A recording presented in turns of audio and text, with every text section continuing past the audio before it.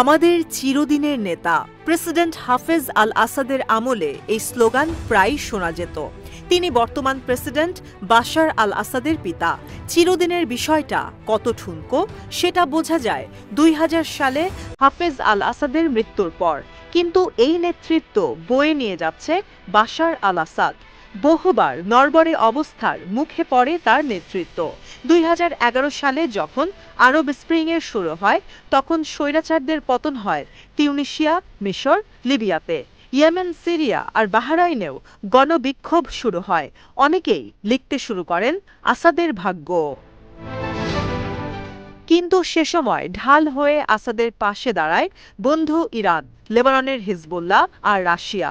গেল কয়েক বছর ধরে সিরিয়া আটকে আছে দুর্নীতিতে, দামেস্কে চলছে নির্মম নেতৃত্ব, বিরোধীদের অবস্থান পদে পদে। এখন আরব স্বৈরাচাররাও সন্দেহ করছেন বাশার আল আসাদের নেতৃত্বে।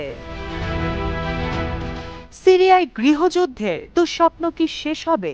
বাশার আল আসাদ কি জিতবেন? বহু গবেষণার সূত্র ধরে বলা হয়, সিরিয়ার বৃহত্তম অংশ এখন যুক্তরাষ্ট্র সমর্থিত কুর্দিশ মিলিশিয়া আর তুরস্ক সমর্থিত সুন্নি বিরোধীদের দখলে থাকলেও এখন পর্যন্ত হিজবুল্লাহ, ইরান আর রাশিয়া সিরিয়াকে পেছন থেকে সমর্থন দিয়ে যাচ্ছে। দেশটির পূর্বাঞ্চলে ইসরায়েল যখন তখন হামলা করছে, আইএসিসও করছে পাল্টা হামলা। এত কিছুর পরও ঠাঁই দাঁড়িয়ে দামেস্ক সরকার। এরপরও সরকারের বিজয় এখানে কল্পনাই হয়ে রয়ে গেছে। চলতি সপ্তাহে হঠাৎ আল কায়েদার মদতপুষ্ট জাবাত আল নুসরা আরও সংগঠিত হয়ে হায়াত তাহরির আল শাম নামে ইদলিব প্রদেশে অনুপ্রবেশ ঘটায়। ৭২ ঘন্টার মধ্যে মধ্য আলেপ্পোতেও অনুপ্রবেশ করে যোদ্ধারা।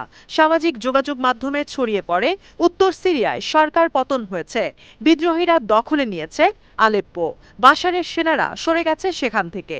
এর আগে ১৯৮২ সালে মুসলিম ব্রাদারহুডের আন্দোলন দমাতে একসঙ্গে হাজারো মানুষ মেরে ফেলে হাফেজ আল আসাদের সেনাবাহিনী ও গোয়েন্দারা।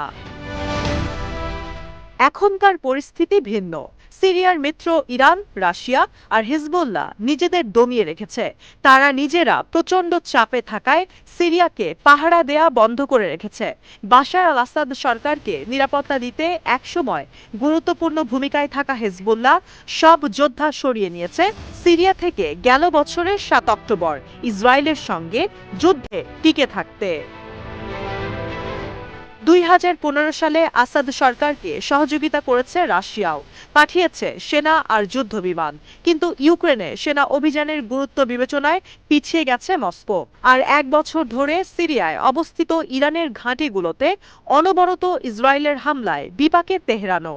এমন অবস্থায় সিরিয়ার পাশে নেই কোনো মিত্র দেশ। পাশাপাশি রয়েছে দীর্ঘমেয়াদী ক্ষমতার বিষয়টি।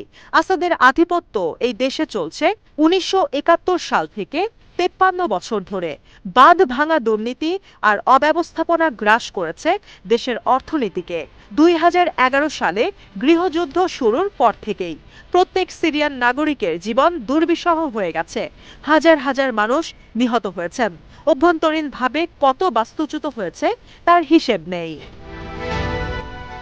কিন্তু ১৯৭১ সাল থেকে এখন পর্যন্ত আসাদ সরকার টিকে আছে এত চাপের মুখে পড়ে। এর শেষ কোথায় তা দেখার অপেক্ষায় সিরিয়ার সাধারণ মানুষ।